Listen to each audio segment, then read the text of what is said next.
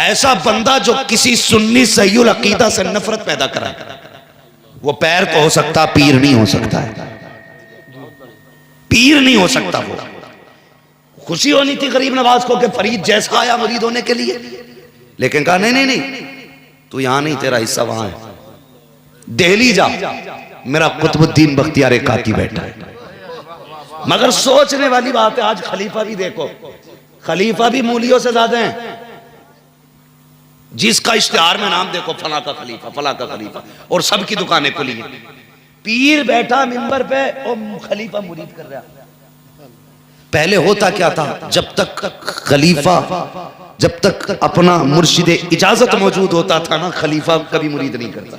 बेशक करता भी था तो उसकी इजाजत या हुक्म से। वहां पहुंचे तो गरीब नवाज ने क्या कहा कि दिल्ली जाइए, आपका हिस्सा उसके पास है। बाबा फरीद सोचने लगे, जब इन्होंने दिल्ली भेजा तो कोई बुजुर्ग होंगे जी, जो है ना। जी जी, थके तो नहीं है?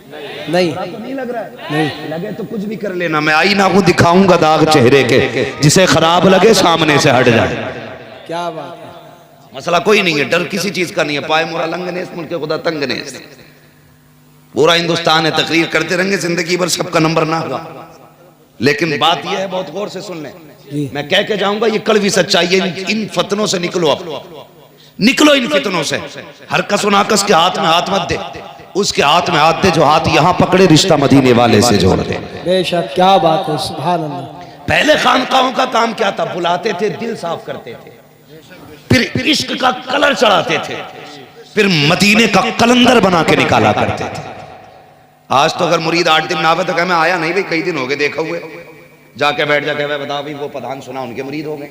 कह रहे देखिए पट्ट हो जाएगा वो, उन्होंने मेरा सिलसिला ना पकड़ा, पट्ट हो जाएगा वो, पट हो जाएगा। तो ये चुगलियां चल रही हैं आज खानकाहों में। पहले दिल साफ किए जाते थे, आज काले किए जा रहे हैं, काले किए जा रहे। यही वजह के सारे मुरीद होंगे, सबके पीर होंगे, लेकिन सबके सब बेफैज बैठे हुए हैं। वजह क्या है? किसी का सिलसिला गलत है, किसी का पीर गलत है, कोई मुरीद गलत है। किसी ने इस नियत से बैत नहीं की कि मेरा ईमान दुरुस्त हो जाए, किसी ने इसलिए हाथ नहीं थामा मुरीद का कैसे मुस्तफा से जोड़ दिया जाए। कोई इसलिए मुरीद हुआ है कि मेरे बिजनेस में बरकत हो जाए, किसी पीर ने इसलिए मुरीद किया है कि थोड़ा सा चंदा बढ़ जाएगा, कोई इसलिए मुरीद हुआ है कि तावीज होते रखेंगे, कोई इसलिए मुरीद कर रहा है कि नजराने मिलते रखेंगे। आज तुझे बताऊं, एक पठान चला था मुरीद होने के लिए, बरेली के पठान से सरकार मुफ्ती आजम की चौखट पे गया मुरीद होने के लिए। आपने हाथ में हाथ लिया, कहने लगे क्या? मैंने अपना हाथ गौसे पाक के हाथ में दिया। वो कहने लगा जनाब कितने अजीब आदमी हो, अभी तो तुमने तौबा कराई है कि झूठ नहीं बोलूंगा, अभी अपने हाथ में हाथ लेकर के तुम ये कह रहे हो कि मैंने अपना हाथ गौसे पाक के हाथ में दिया। ये तो खुला झूठ है। इतना सुनना था, मुस्तफा रजा मुफ्ती आजम को जलाल आ गया, अपना रुमाल उतारा, उसके चेहरे पे डाला, फरमाया अब कह मैंने अपना हाथ गौसे पाक के हाथ में दिया। इतना कहना था, क्या देखता है? पहले जब हाथ में हाथ दिया था तो मुफ्ती आजम थे, जब आके खोल के देखा तो गौसे आजम बैठे हुए। अहे क्या बात है, सुभान अल्लाह, नारे तकबीर। बहुत को सुभान अल्लाह, सुभान अल्लाह। लूट सेल लगा रखी है, कोई रह गया हो तो मेरा करा दो, आधार कार्ड है, ठेका ले लिया बचाने का। तो मुरीद वो बेहतर है जो पीर की तलाश में निकले।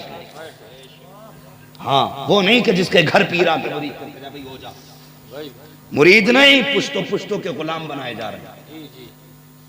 गलत नहीं कह रहा हूं, लगाओ फतरे, पुश्ते पुश्तों के कुछ लोगों के मामला आती है, इल्ला माशाल्लाह सारी गलत हो जाए तो बेड़ा ही गरक हो जाए दुनिया का। कुछ लोगों का, कुछ लोगों की बात करो। मेरे गरीब नवाज ने क्या कहा जानते हो? तेरा हिस्सा कहां पे? सुभान अल्लाह, अल्लाह सलामत रखे। सारे बोले कहां है? दिल्ली में। और एक बात और सुन लो भाई, एक मसला और बार बार आता सामने, कर एक मसला और आता सामने। मसला ये आता कि जी अभी मुरीद ना हो रहे, जब शादी हो जाएगी तब मुरीद होंगे। क्यों? क्यों रे पता चला मेरी बीवी फला की मुरीद और मैं उसका हो जाऊं, कयामत में अल्लाह फरमाएगा लाओ अपनी मुरीदों को, तो मेरी बीवी उसके साथ चली जाएगी, मैं उसके साथ है। वो भी साथ रहने के चक्कर में हो, तो बदन पे कपड़े नहीं होंगे तो पता नहीं चलेगा नंगा कौन है। वो मैदान कयामत है, उरस नहीं है तेरे यहां का भाई जितनी जल्दी हो सके पीरे कामिल का दामन थामो, जितनी जल्दी हो सके। कुछ भी नहीं, कम से कम अकीदा तो महफूज रह जाएगा। हाँ, मर गए तो आखिरत का सहारा बनेगा। भेज दिया दिल्ली, ख्याल किया था अरे बड़े, जब गरीब नवाज ने वहां भेजा तो कोई मुअम्मर होंगे, उम्र दराज होंगे। जैसे कई लोग कहते थे भाई यार तुझे यूट्यूब पे देखा था, हम सोच रहे बड़ा बूढ़ा होगा, तू तो लड़के ही निकल। कई बार तो ये सोचते भाई बालक ही है यार ये, है ना। तो वो कहने लगे मैं सोच रहा था कि बहुत मुअम्मर होंगे, कुछ उम्र दराज होंगे, गरीब नवाज ने भेजा। कहने लगे मैंने पूछा कहाँ है कुतुबुद्दीन बख्तियार काकी, लोगों ने कहा जाओ फला जगह बच्चों के साथ है। कहने लगे जब मैं गया तो बच्चों के साथ खेल रहे थे वो। मैंने पूछा कौन है, कहा ये है। तो बाबा फरीद कहते हैं कि मैं सोचने लगा, मैं तो इनको बुजुर्ग समझ के आया था, ये तो बच्चे ही निकले। इन्होंने इतना दिल में सोचा। उधर आप बच्चों के बीच से उठे हुजरे में गए, अंदर जाके बाहर निकले। कहने लगे फरीद अब देख ले, अब तो बड़ा बूढ़ा हो गया। गए तो बच्चे थे, बाहर निकले तो बाल सारे ही सफेद। क्या बात है। कहने लगे अब तो शर्त ठीक है ना, अब तो हो जा मुरीद, अब तो बच्चा नहीं हूं। बस कदम पकड़ दी और कसम खुदा की फिर मिसालें दी गई। फरीद हो तो मुरीद हो तो बाबा फरीद जैसा होना चाहिए। क्या बात है। बाबा फरीद जैसा। कैसे मुरीद थे जानते हो? ऐसे मुरीद थे, पीर ने कहा कि गर्म पानी चाहिए, मुर्शिद को जरूरत पड़ी गर्म पानी की, तो गए दरवाजे पे दस्तक दी, क्या बात? फरीद आया। कहा क्यों? कहा मेरे पीर को गर्म पानी चाहिए। कहा मिल जाएगा लेकिन बदले में कुछ देना पड़ेगा। कहा क्या? कि एक आंख दे दे, एक आंख दे दे। आज तो अगर पीर कहते हैं ना भाई चंदा दे दे, तो अपनी बैत अपने पास रखो भाई, तुम्हारे ताई पैसा नहीं है। इस हमारे थोड़ी बहुत, मैं तो खुद तावीज़ के चक्कर में हुआ था, तुम तो उल्टा मुझसे ले रहे हो। ये सारी बात होती है। तो कहने लगे आंख देनी पड़ेगी। जब इतना कहा बाबा फरीद कहते हैं ठीक है मुझे मंजूर है, आपने अपनी आंख देने का वादा किया। कहते हैं तू पानी गर्म करके ला, मैं आंख निकाल के लाता हूँ। आपने चाकू लिया, आंख निकाली, तश्त में रखी, दरवाजे पे आए, कहा पानी गर्म हो गया? कहा हाँ। एक हाथ से आंख दी, दूसरे हाथ से पानी लिया, गर्म पानी लिया, इस तरह हाथ रखा गया आंख पे, पीर मुर्शिद की कदमों में आ गए। पीर मुर्शिद ने कहा था फरीद पानी ले आए? कहा जी ले आया हूँ। गर्म है? कहा जी गर्म है। पीर तो पीर है, खुदा की कसम, पीर भी तो देख कैसा बख्तियार काकी जैसा पीर है, मुरीद बाबा फरीद जैसा है। जैसी हाथ देखा आंख पे लगा हुआ, पानी हाथ में लेके कहते हैं क्या हुआ बेटे आंख में? तो पहले दुखने को आज भी कुछ जगहों पे कहते हैं आंख आ गई है, इसका मतलब होता आंख दुख रही है। आपने हाथ लगा रखा है। पीर ने कहा फरीद क्या हुआ? कहते बाबा आंख आ गई है। मुस्कुरा के कहा आ गई है तो फिर आ गई है, हाथ हटा दे। जब हाथ हटाया कसम खुदा की कहते पहले से ज्यादा रोशन मेरी आंख हो गई। क्या बात है। सुभान अल्लाह, बहुत खूब। सुभान अल्लाह, सुभान अल्लाह। भाई आ गई तो आ गई, आ गई तो हटा हाथ, फिर आ गई। ये होता है पीर और ये होता है मुरीद। हाँ, ये सोच रहा है ऐसा पीर मिले ना, खुद नमाज पढ़ता हूं ना, मुझसे कह जी बहुत चल रहे हैं रेडीमेड, टेंशन मत लियो। कह रहे मेरे हो गए तो फिर नमाज की जरूरत ही नहीं। माशाल्लाह। कुछ ऐसे कहते हैं कह रहे हम तो हरम में पढ़े हैं, सीधे यहाँ पढ़ते ही नहीं। और कुछ कहते हैं कि हम तो तसव्वुर में पढ़ते हैं। रोटी दस्तरखान पे 4 प्लेट खागा चावल, 12-13 कोफ्ते खागा, आधा किलो मुर्गा, वो तसव्वुर में नहीं खाता, नमाज तसव्वुर में पढ़ेगा। है ना? बचिए ऐसे लोगों से, बचिए। और मुरीद ऐसे शख्स के हों जो देखें जिसे तो खुदा याद आ जाए, क्या बात। और जिसके तरीके को देखें तो मदीने वाला मुस्तफा याद आ जाए। क्या बात है। ऐसा पीर तलाश कर। और मैं बड़े उससे कहता हूं कि भाई आज के दौर में ना कुछ खानकाहों से तो बेहतर है कि मस्जिद के इमाम से बंदा मुरीद हो जाए। सही कह रहा हूं मैं? क्यों? इसलिए कि ये मस्जिद का इमाम वो है जिसकी 5 वक्त जमात से नमाज हो रही है।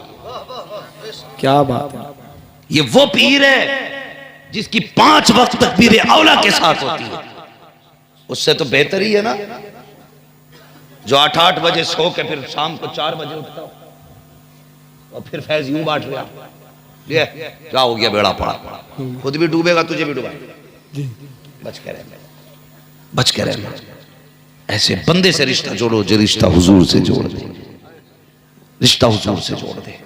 मसला ये नहीं होना चाहिए। और कोशिश ये करें कि हम अपने बच्चों को दीन जरूर सिखाएंगे। जी बोलो इंशाअल्लाह। इंशाअल्लाह। सारे लोग नहीं बोल रहे इंशाअल्लाह, बोले इंशाअल्लाह। इंशाअल्लाह। नसीब वाले जिनके घर में एक भी कुरान वाला है, मुकद्दर वाले, खुद सोचें इन पे कितना करम होता है, कितना करम होता है मदरसे वालों का। ये अक्सर मदरसे में पढ़ने वाले बच्चों की जूतियां टूटी होती है, कायदे फटे होते, पैदल जाते हैं, लेकिन शुक्र है अल्लाह का सलामत रहते हैं। सलामत। मदरसों में जाके देखो नीचे लेट रहे हैं, कोई सांप नहीं। सांप हमने मदरसों के बच्चों की कमर के नीचे लगे देखे। कादरिया में जब पढ़ते थे हम, जंगल में मदरसा था, कई बार तो बच्चों की किताबें रखी है, सांप उसके नीचे आके बैठ जाता था, लेकिन किसी बच्चे को कभी सांप ने नहीं काटा।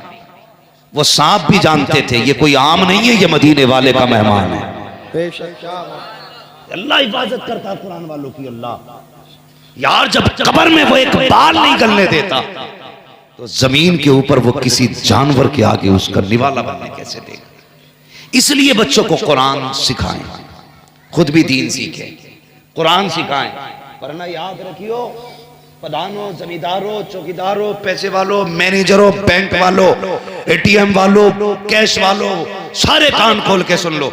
अगर ये सोचते हो तुम्हारी कब्रों पे सोने की चादरें चढ़ेंगी तो गलत सोचते हो।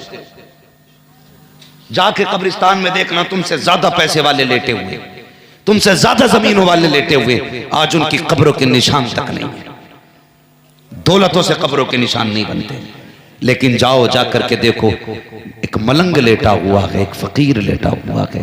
अगर अल्लाह वाला दरिया के किनारे पर लेटा हुआ है ना, खुदा की कसम, बड़े बड़े सोने चांदी वाले भी उसके कदमों में फकीर बन के खड़े नजर आए। क्या बात है। पता चला रुतबे दौलत से बुलंद नहीं होते, रुतबे खुदा की रहमत से बुलंद होते हैं। बेशक। पढ़ाएंगे बच्चों को इंशाअल्लाह, सारे बोले इंशाअल्लाह। और याद रखिएगा, यही लोग हैं जो मरने के बाद काम आए, वरना कोई काम नहीं आने वाला। साल में एक बार याद करता आदमी बरसी पे, वो भी 4-5 बरसी करा के छुट्टी। वो कहे ठेका ही थोड़ी लिया अब्बा का मैंने, बड़े भैये पे भी तो जमीन है, वो भी करावे बरसी। ठेके में बरसी भी बस बट जाती है नहीं, लेकिन आपने बेटे को हाफिज बना लिया, वो जहां बैठ के कुरान पढ़ाएगा, अल्लाह उस कुरान के बरकत से तेरी कब्र में रहमतें नाजिल फरमाएगा, रहमतें नाजिल फरमाएगा। इसलिए मेरी गुजारिश है, कुरान से प्यार करो, साहिब कुरान से प्यार करो, मदरसों का ताउन करो, मदद करो मदरसों की। इस वक्त इस्लाम दुश्मन ताकतें जो है ना, बिल्कुल मदरसों को मिटाना चाहती हैं, बंद करना चाहती है। तुम कांधे से कांधा लगा दो और दुनिया को बता दो, ये मदरसे तुम्हारे करम पे नहीं, ये मदीने वाले के करम पे चला करते हैं। बेशक। मदीने वाले के करम पे चला करते हैं। हर बच्चे को कुरान आना चाहिए, हर जवान को कुरान आना चाहिए। सबसे बड़ा कम नसीब है जिसे कुरान पढ़ना नहीं आता, सबसे बड़ा कम नसीब। और अल्लाह माफ करे, करीब करीब बेटियां तो सबकी कुरान पढ़ हुई है। पूछो ना रिश्ते का मसला हो, बड़ा लंबा तो हो जाएगा भाई साहब। जब बात रिश्तों की आती है ना, तो सीधी बात कहती, मेरी लल्ली ने ना 3 बार कुरान पढ़ लिया ना, हमारी बहन ने तो 4 बार पढ़ लिया जी। 4 बार पढ़ के भी ना हुनर ही हुनर है, समझ में नहीं आ सकता क्या पढ़ लिया इसने। गुनगुनाने की आवाज बराबर आएगी, पता नहीं चल सकता अल्लाह की कसम कितने यार पढ़े इसे, क्या फायदा ऐसी पढ़ाई से। फरमाया गया गलत पढ़ने वाले पे कुरान खुद लानत भेजा करता है। इसलिए कुरान को तजवीद के लिहाज से पढ़ो। कुरान तो ये कहता है वरत्तिल कुरान तरतीला, कुरान को तरतील से पढ़ा करो, इसलिए कि हमने इसे तरतील में नाज़िल किया। और हम पढ़ते कैसे? मुझे पढ़ते हुए गैरत आती है जिस तरह हम पढ़ते हैं। कुरान तो वो नेमत है, अगर कसम खुदा की जिन्नों के जंगल में खड़े होकर पढ़ दो ना, तो हिम्मत नहीं है कोई जिन्न आगे बढ़े। बेशक, सुभान अल्लाह। ये जो भूत नहीं उतर रहे ना औरतों के, इसकी वजह सिर्फ ये है कि इन्हें कुरान नहीं आता। जितनी बड़ी जाहिल होगी उतनी बड़ी भूतनिया होगी। जिन्नात उसके उतर सकते हैं जिस पर चढ़े हो, जो खुद ही हो तो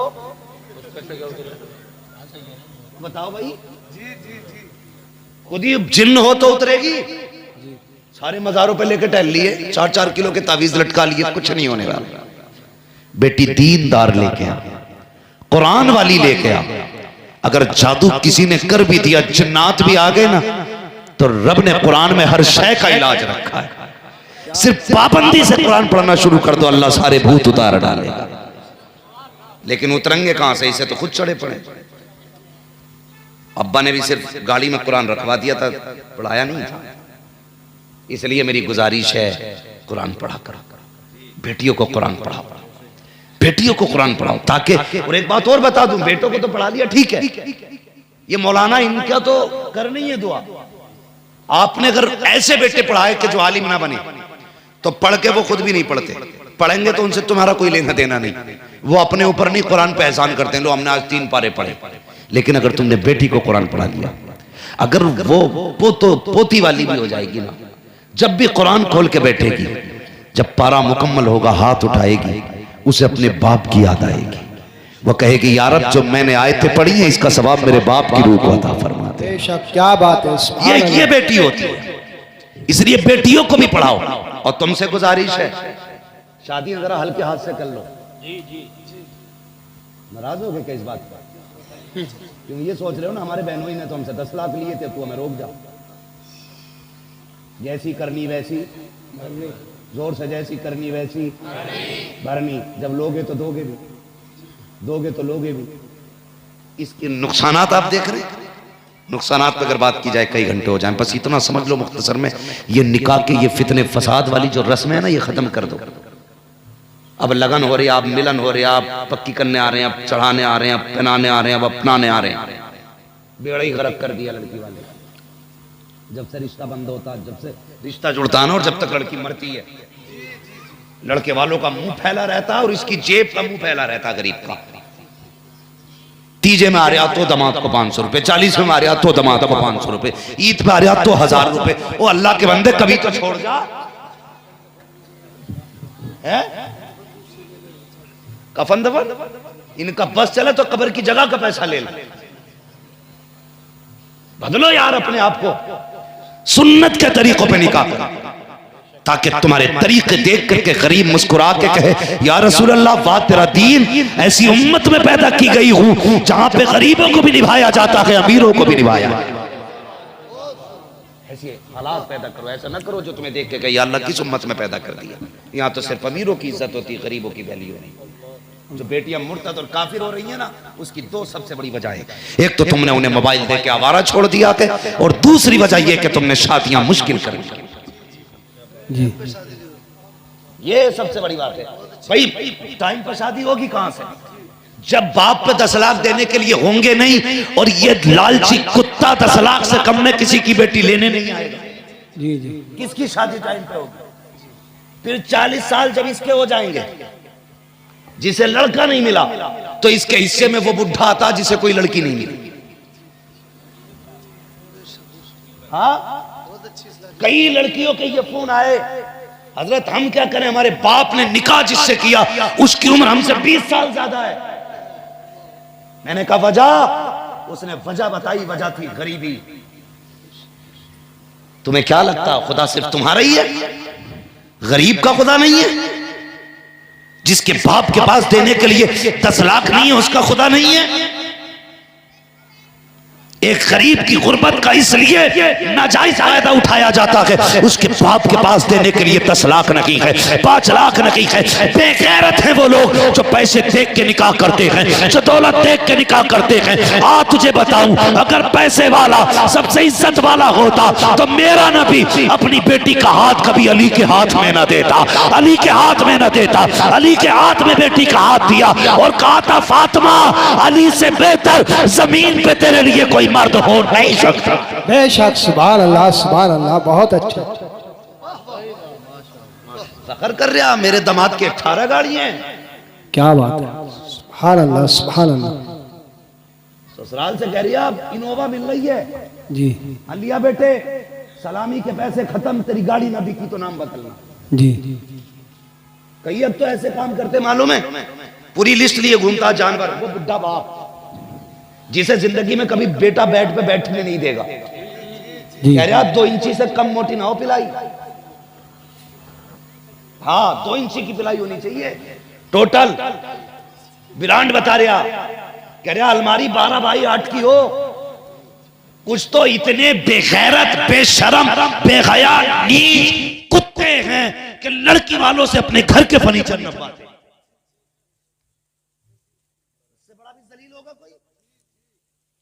अगर तेरे घर बनाने की औकात नहीं तो तेरे लिए निकाह करना जायज नहीं।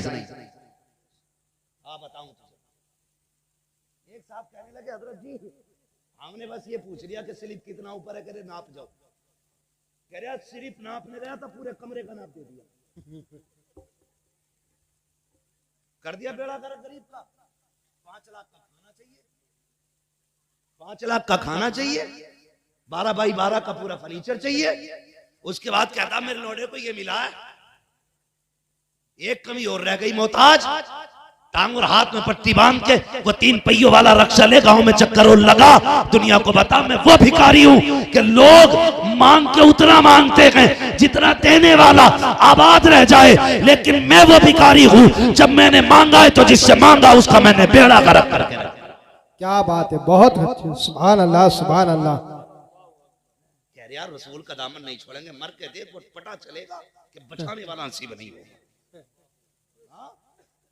फर्नीचर तक नपवा दिया, तेरे लिए कमाया था उनने। 5 लाख का खाना चाहिए भूखों को, 15 लाख का जहेज चाहिए। एक बाप पूरी जिंदगी में 20 लाख कमाया और उसने छत पक्की नहीं की ताकि बेटी को इज्जत से भेज सके। और इसकी औकात बताऊं, इनने जो मांगा था ना लिस्ट बना के, अगले दिन इमाम साहब फाता पढ़ने जाते हैं सुबह में, तो कह रहा हूं बैठा दो इमाम साहब को बाहर। गेट के बाहर वो पड़ा है दीवान। इमाम साहब बोले यार ये कैसा रह गया इधर, जगह ना आती अंदर।